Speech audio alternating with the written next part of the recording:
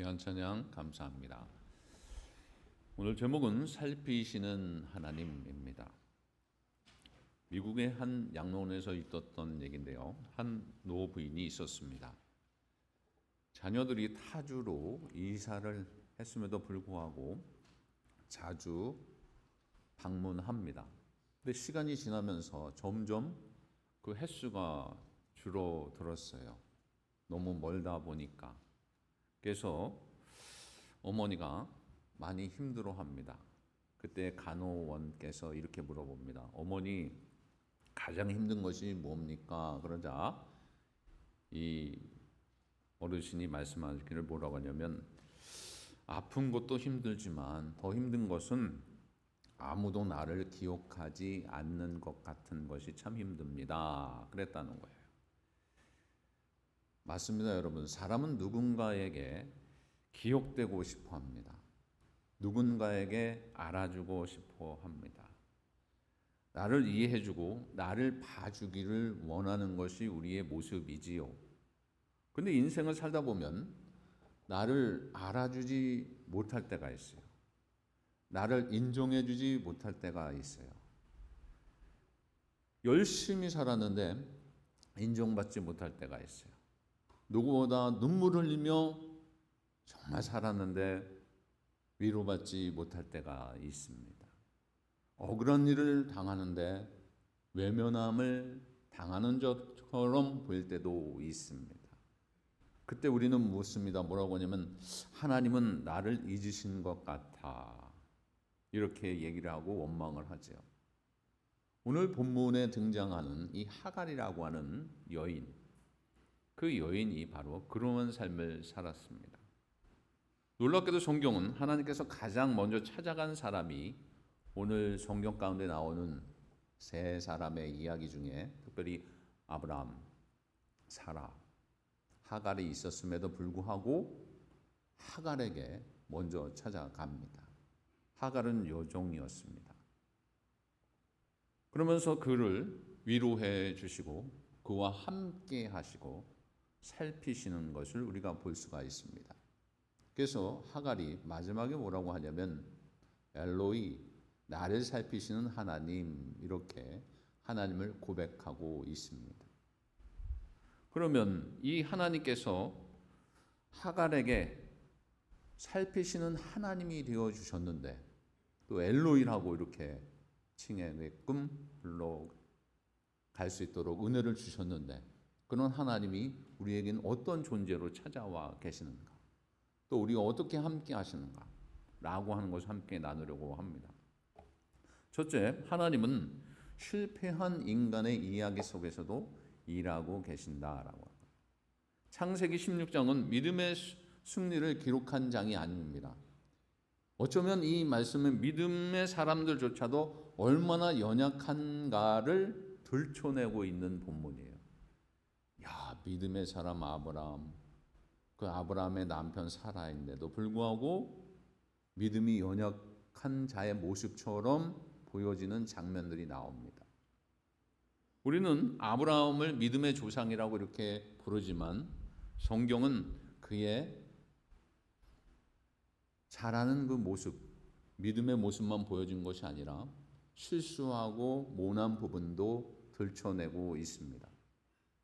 그러면서 실패도 그대로 적어 놓았어요. 그러면서 우리에게 알려주십니다.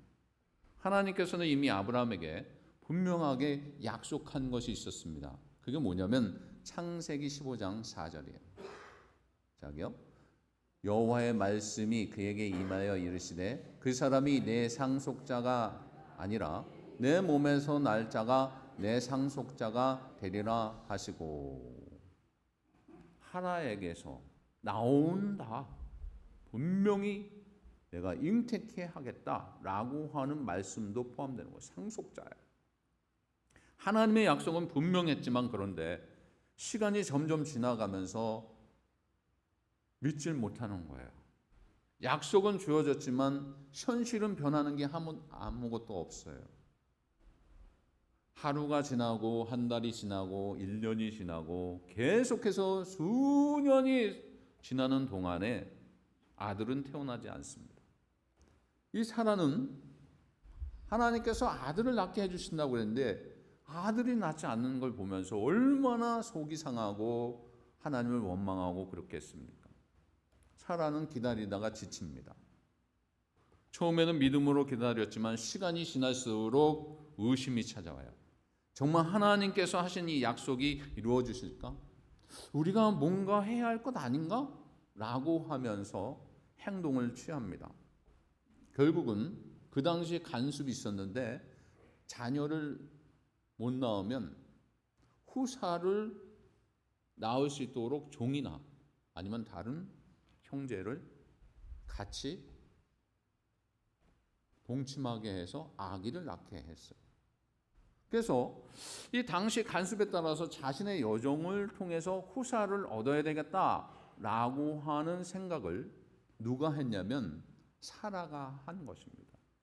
여러분 창세기 16장 2절을 보겠습니다. 사라가 아브라함에게 이르되 여호와께서 내 출산을 허락하지 아니하셨으니 원하건대 내 여종에게 들어가라. 내가 혹 그로 말미암아 자녀를 얻을까 하노라 하매 아브라함이 사라의 말을 들으니라. 어쩌면 이 아브라함 시대의 이 한 가정에 지금 행해지는 일이에요. 아브라함 믿음의 사람 아브라함에게 행해지는 그런 일입니다. 이것이 옳은 일이었는가라고 하는 거예요.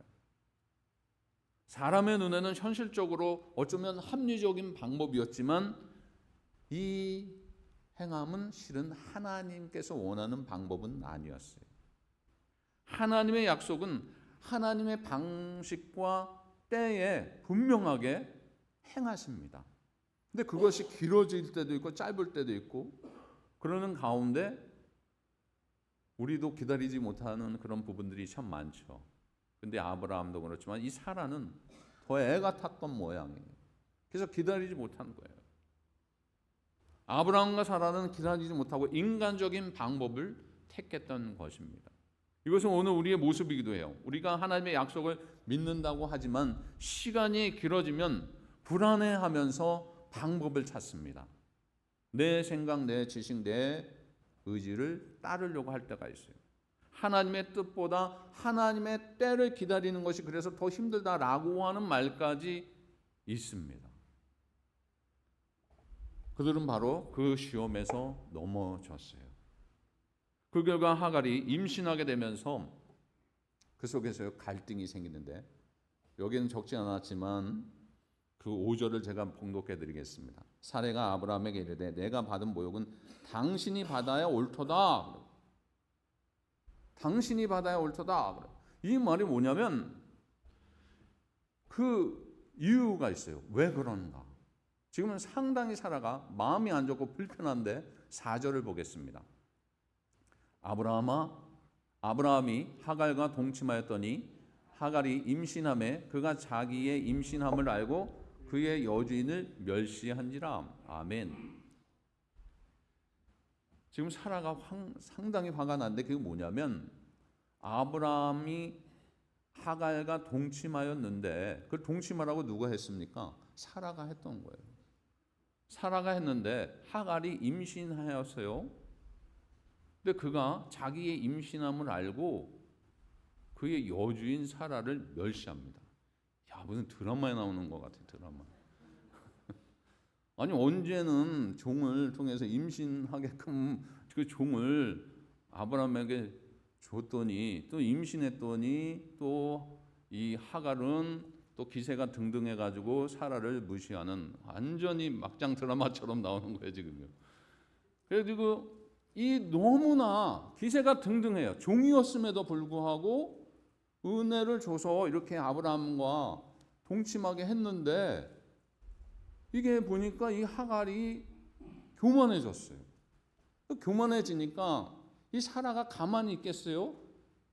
여성분들이 뭐 다 그런 건 아니지만 이 상황 속에서는 가만히 못 있지요. 그래서 제가 읽어드렸던 것처럼 5절에 사라가 아브라함에게 이르되 내가 받은 모욕은 당신이 받아야 오라.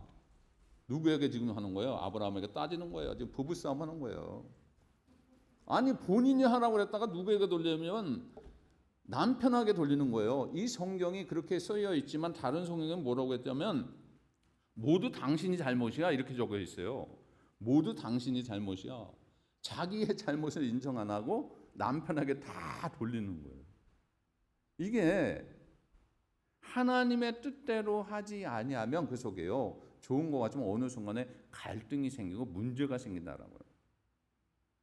하갈은 자신이 아이를 가지게 되면서 교만해지면서 그 속에요. 이 사라를 무시하지요. 참으로 슬픈 일입니다. 우리 인간의 어쩌면 모습을 들춰내는 거예요. 사람이 존귀해질수록 더 겸손해야 되는데 어떤 데 교만해집니다. 조금만 높아지면 내가 뭐가 된 것처럼 교만해질 때가 있어요. 하갈은 남편을 자기에게 내어준 사람의 사랑을 악으로 갚으려고 합니다. 자신이 아브라함의 아내가 된 것은, 아들을 잉태한 것은 하나님의 은혜이지 결코 자격이 있거나 신분이 있어서 된 것이 아니라 하나님의 은혜로 된 것인데 이 하갈은 또 그걸 모르는 거예요.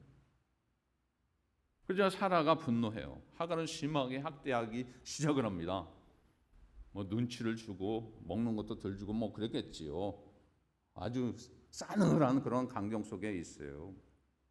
교만해지고 서로 그 속에요. 이기심, 질투심 생기면 참 무섭습니다. 특별히 여성분들에 의한 지금 부분이에요.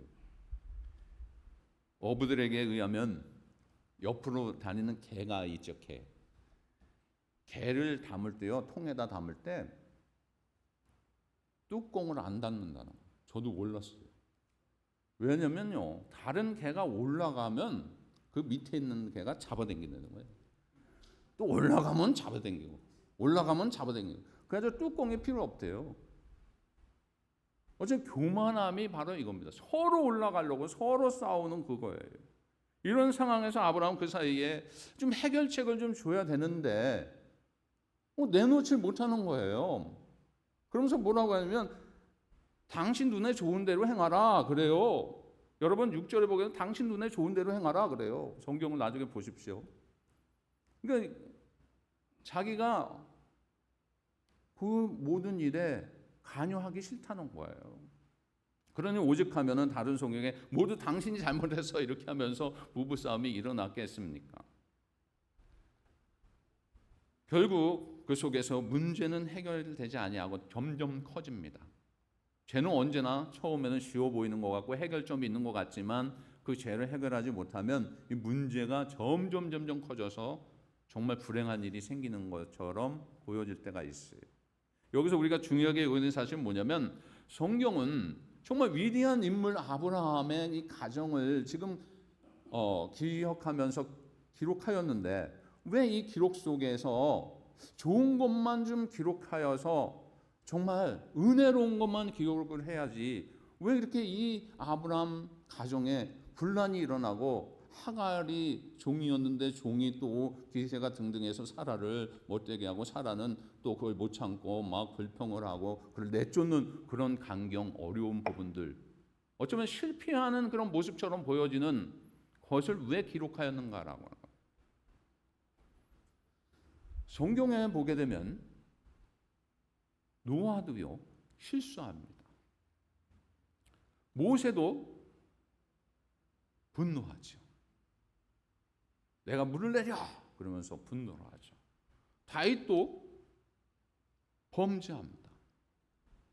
베드로도 다 구일기 전에 내가 3번 나를 부인하리라 그랬는데 정말 부인을 해요. 근데 그런 것들 다 기록해 놓았어요. 왜 그러냐면 성경의 주인공은 인간이 아니라 하나님이기 때문이다라고. 그래서 인간의 완전함이 아니라 하나님의 은혜에 근거해서 그 구원의 근거가 된다라고. 하나님의 은혜가 근거가 되는 거예요. 인간은 흔들리지만 여러분 하나님은 흔들리지 않는 줄 믿습니다. 인간은 실패하지만 하나님은 실패가 없어요. 아브라함과 사라는 실패했지만 하나님의 약속을 포기했지만 하나님은 결코 그 약속은 포기하지 아니하십니다. 결국은 때가 되었을 때 사라에게 잉태하여 주셔서 아들을 낳게 하여 주셨어요. 시간이 길었지만. 그러기에 여러분 하나님은 실패한 인간의 이야기 속에서도 일하고 계신다라고 하는 것을 우리에게 오늘 본문을 통해서 알려줍니다. 그래서 본문을 다시 보시면 두 번째, 하나님은 광야에서 울고 있는 사람을 찾아오십니다. 본문을 다시 보시면 하갈이 더 이상 버틸 수가 없어요. 사라의 집에서 쫓겨났습니다. 쫓겨나면서 아무런 준비 없이 광야로 나가요. 지금 상태가 어떤 상태예요? 하갈이 임신했어요. 야, 임신하면 얼마나 힘들겠어요. 조심해야죠. 먹을 것도 정말 구별하여서 아기 좋은 거 먹여야 되는데 지금 먹을 것도 안 주고 내쫓아 버렸어요. 야, 어떻게 저렇게 무지막지하게 내쫓을까? 근데 사라가 이거 화가 엄청나게 난 거예요. 그래서 인간적으로 할 수 없는 일을 지금 인간이 하는 거예요. 화가 나니까, 시기가 나니까. 하갈은 돌아갈 집도 없습니다. 어떻게 해야 되는지 눈앞이 캄캄합니다. 인생은 완전히 끊어진 것처럼 보여지는 그런 현실 속에 있어요. 눈물을 흘러요. 정말 숨을 쉬는 것조차 버거운 그런 상태에 있는 하갈입니다. 아마 하갈 같은 마음속에 이런 절규가 있었을 거예요. 아, 여기서 끝이구나. 나는 버려졌구나. 나는 아무데나 갈 수 없는 존재구나. 나는 이제 쓸모없는 존재구나 라고 했을 것입니다. 그런데 그때 그 절망의 한복판에서 하나님께서 그를 찾아와 주십니다. 두 번째입니다. 하나님은 그래서 광야에서 울고 있는 사람을 찾아오세요. 7절을 봉독하겠습니다. 여호와의 사자가 광야의 샘물결 곧 술김샘 곁에서 그를 만나. 여기서 샘물 곁 곧 술김샘이라서 술김샘. 이 술김샘은 애굽으로 가는 지름길입니다. 애굽으로 가는 그 길목에 있어요. 지금 하갈이 너무나도 지치고 너무나도 힘든 그런 상황이기 때문에 자기의 고향 애굽으로 가려고 지금 그렇게 정말 힘든 상황 속에 아이 임신하면서 걷지 못하는 그런 상황 속에 자꾸 억지로 지금 가는 거예요. 지쳐 있어요. 배고프죠. 외롭죠. 슬프죠. 그런 상황 속에 있어요. 그때 하나님께서 그를 만나 주십니다. 그를 만나, 그래서 만나. 우리 만나교회 만나교가 아니라 만나 주셨다라면 만나 주셨어요. 여러분 이 구절이 여러분 복된 구절입니다. 이것이 복음이에요.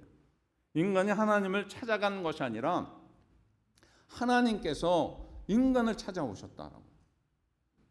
하갈이 하나님을 찾은 것이 아니라 하나님께서 하갈을 찾아와 주시고 만나 주셨다라고.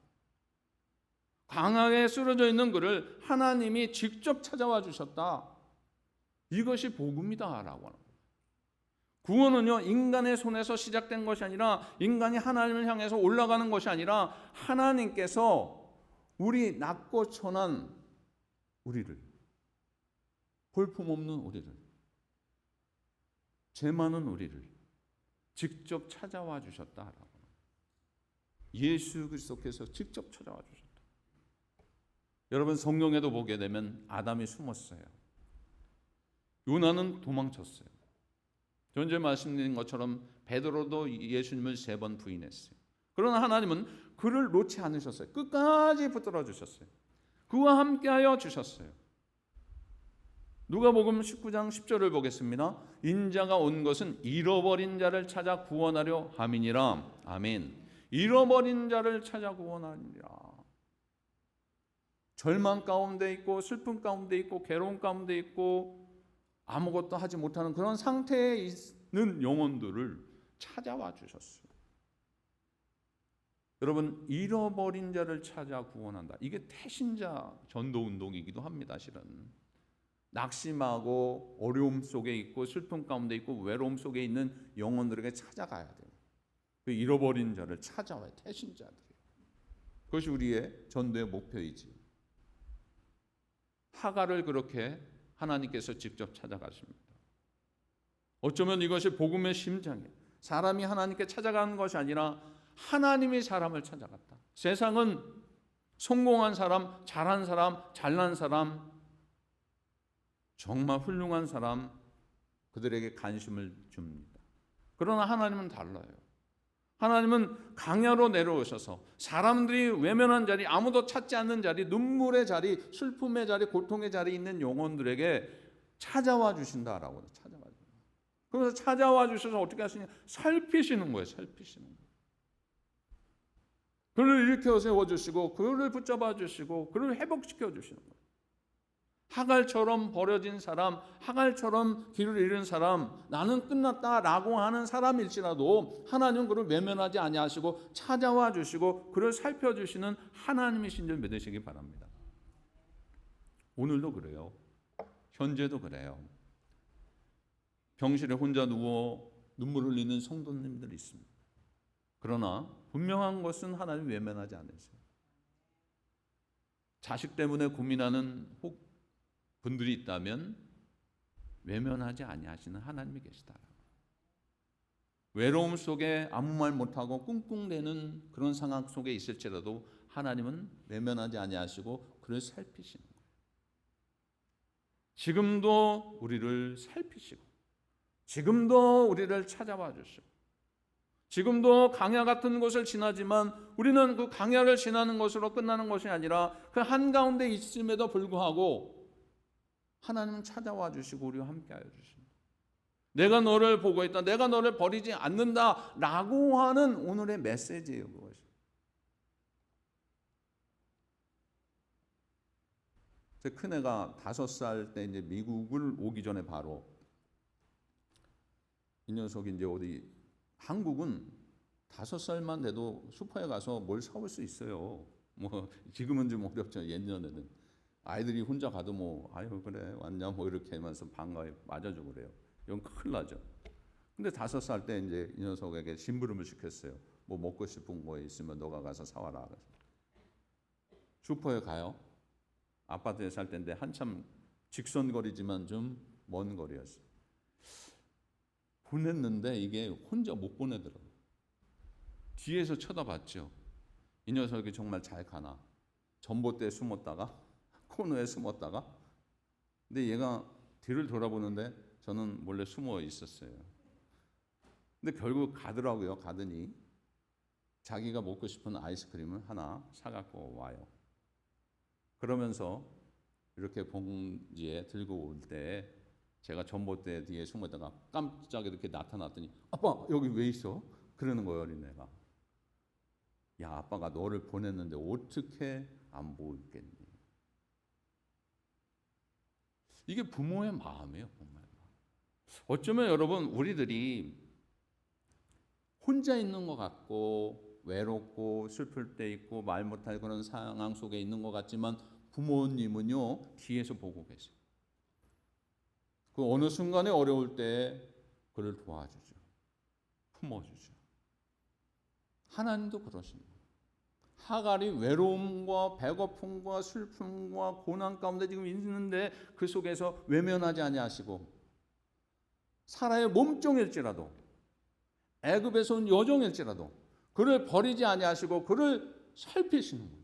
그러면서 때가 되었을 때 너무 지쳐있고 너무 슬퍼하고 있을 때 그를 외면하지 아니하고 짜장 하고 나타나셨어요. 그 전부터 있으셨지만 준비하고 계셨던 거예요. 준비하고 계세요. 그러면서 내가 너와 함께 하겠다.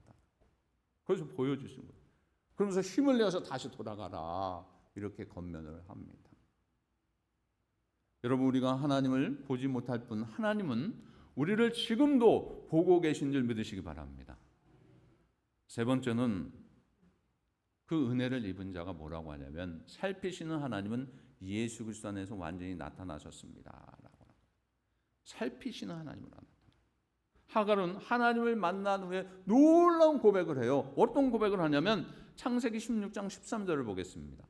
자기요. 하갈이 자기에게 이르신 여호와의 이름을 나를 살피시는 하나님이라 하였으니 이는 내가 어떻게 여기서 나를 살피시는 하나님을 배웠고 함이라. 나를 살피시는 하나님을 배웠는가 함이라. 이게 뭐냐면 나를 살피시는 하나님. 여러분 히브리어인데 요거 하나만 좀 외우십시오. 저를 쫓아가세요. 엘로이. 네, 엘로이. 이게 나를 살피시는 하나님, 나를 감찰하시는 하나님 뜻이 있습니다. 엘로이. 그래서 엘로이, 나를 살피시는 하나님. 이 이름은 단순한 감정의 표현이 아니라 그날의 두려움과 눈물 속에서 느낀 위로의 말이 아니라 이 고백은 성경 전체를 관통하는 구원의 역사를 비추는 깊은 선언이에요. 나를 살피신다, 나를 감찰하신다, 우리를 외면하지 아니하시고 나를 끝까지 붙드신다 라고 하는 말씀이에요. 지난주에 설교가 뭡니까 여러분? 방패가 되어주신 하나님, 방패가 되어주신 것도 감사한데 우리를 엘로이, 나를 살펴주시는 거다. 그냥 내버려주지 않고 나를 살펴주세요. 하나님은 단순히 하늘 높은 곳에서 인간을 내려다보는 분이 아니시라, 멀리서 우리를 관찰하시는 분이 아니라, 단지 정보를 아시는 분이 아니라 고통 속에 있음을 다 아시고 직접 나를 살펴주시는 하나님.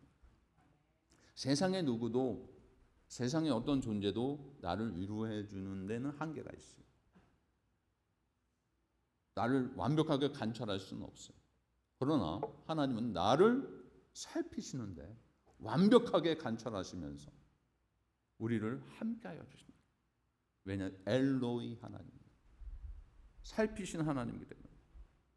그 하나님께서 우리를 멀리서 보시는 것이 아니라 가까이 찾아오셨고 그 살피심의 모든 부분을 십자가를 통해서 증명해 주셨어요.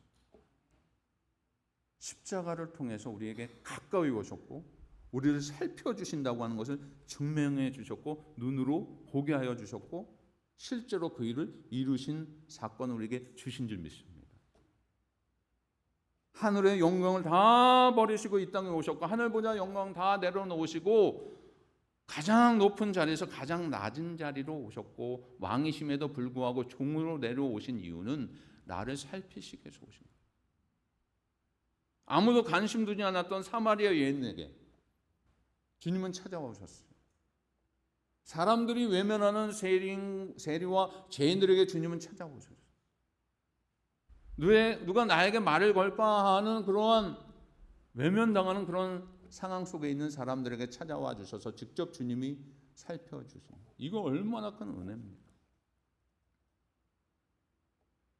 여기서 이 살피심은 찾으시는 것, 다가오시는 것, 붙드시는 것, 포기하지 않는 것이라고 하는 뜻의 의미가 있습니다.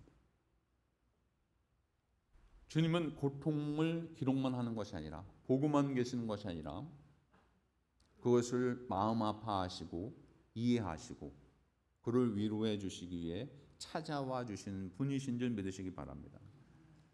그게 언제부터였는가라고, 언제부터? 로마서 5장 8절을 보겠습니다. 시작이요. 우리가 아직 죄인 되었을 때에 그리스도께서 우리를 위하여 죽으심으로 하나님께서 우리에 대한 자기의 사랑을 확증하셨느니라. 아멘. 우리가 아직 하나님을 모를 때도, 아직 회개하지 않았던 때에도, 여전히 죄에 머물렀음에도 불구하고 우리가 하나님을 찾기 전에 이미 하나님께서 우리를 위해 죽으셨다라고 하는 거예요. 우리를 위해, 나를 위해 죽으셨다. 이것이 은혜이고 이것이 복음인 줄 믿습니다. 엘로이, 우리를 살피시는 하나님의 은혜, 이것을 늘 기억하면서 우리가 살아야 될 줄로 압니다. 우리는 구원의 시작도 가정도 끝도 우리의 결단이 아니라 전적인 하나님의 은혜의 결과다. 우리가 하나님을 붙잡은 것이 아니라 하나님이 우리를 붙잡아 주셨다. 우리가 하나님을 먼저 사랑한 것이 아니라 하나님이 먼저 나를 사랑하여 주셨다. 이렇게 살피시는 하나님의 은혜, 하갈을 통해서 우리에게 보여주는 것입니다. 그랬더니 하갈이 얼마나 은혜를 받고 그 속에서 힘을 얻었는지 여기는 기록이 없지만 제가 읽어드리겠습니다. 14절입니다. 이러므로 그 샘은 부엘라 헤로이라 불렀으며 그것은 가데스와 베레 사이에 있더라. 이 뜻은 뭐냐면 나를 살피시는 생존자의 우물이다. 그래서 부엘라 헤로이, 생존자의 우물이다라고 합니다. 그래서 이름을 지었어요. 여러분 가운데 부엘라 헤로이와 같은 그런 은혜를 이미 주신 줄 믿습니다. 그 속에 하나님께서 우리에게 경험해 주신 것들이 참 많아요. 잊어버리면 안 돼요. 내가 너를 보고 있다. 내가 너를 잊지 않고 있다. 내가 너를 지금도 사랑한다.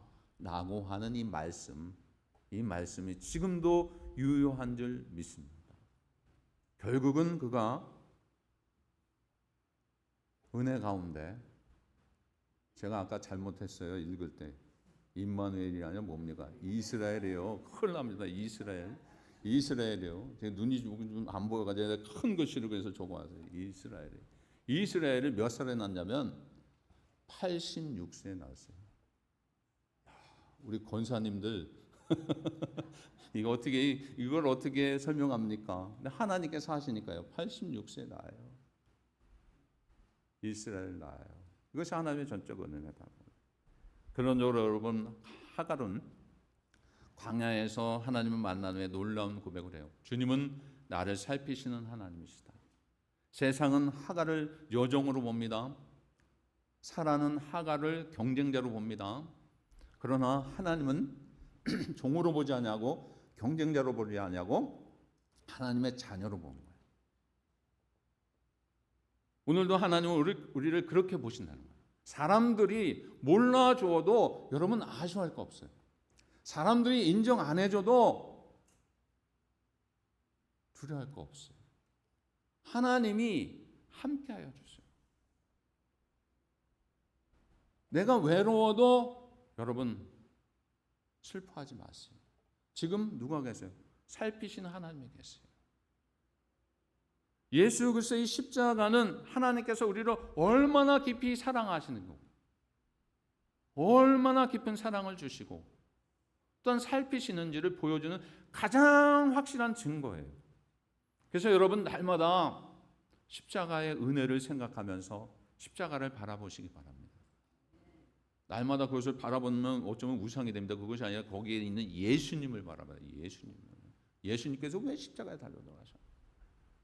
19세기 영국의 유명한 고아원 원장인 조지 물러가 평생 수천 명의 고아를 돌보았어요. 어느 날 한 고아가 와서 묻습니다. 원장님, 하나님은 정말 저를 사랑하시는지요? 이렇게 물어요. 그랬더니 이 아이를 데리고 예배당에 십자가에 있는 곳을 갑니다. 그러면서 하는 말이 뭐라고 하냐면, 하나님은 너를 사랑하시는지 의심할 때마다 저 십자가를 보렴. 하나님께서 자기 아들을 주신 만큼 너를 사랑하신단다 그랬다는 거예요. 그만큼 그 은혜의 사랑이 있다는 거예요. 때문에 여러분 어떤 상황 속에서도 낙심하지 마시고 하갈의 고백을 그 당시의 고백으로만 생각하지 마시고 우리의 고백이 되어야 될 줄로 압니다. 그래서 여러분 밑에 있는 글을 다 같이 읽겠습니다. 시작이요. 엘로이, 나를 살피시는 하나님. 그 하나님께서 오늘도 우리를 보고 계시며 우리를 붙드시며 마침내 영원한 하나님의 나라로 인도하실 것입니다. 아멘. 엘로이, 엘로이, 나를 살피시는 하나님, 엘로이. 한 주간 엘로이를 기억하며 살아가는 여러분들 되시기 바랍니다. 기도하겠습니다. 아버지 하나님, 우리가 살아가면서 때로는 낙심할 때가 있습니다. 슬픔 가운데 있을 때가 있습니다. 외로울 때도 있었습니다. 그러나 오늘의 이 하갈의 고백처럼 우리의 이 고백이 되게 하여 주시되, 그래 엘로이, 나를 살피시는 하나님, 그 하나님이 지금도 나와 동행하시고 나를 관찰하여 주시고 나와 동행하여 주시고 나를 영원토록 살피신다는 것을 알고 감사하며 기쁨으로 살아가는 저희들 되게 하여 주옵소서. 예수님의 이름으로 기도하옵나이다. 아멘.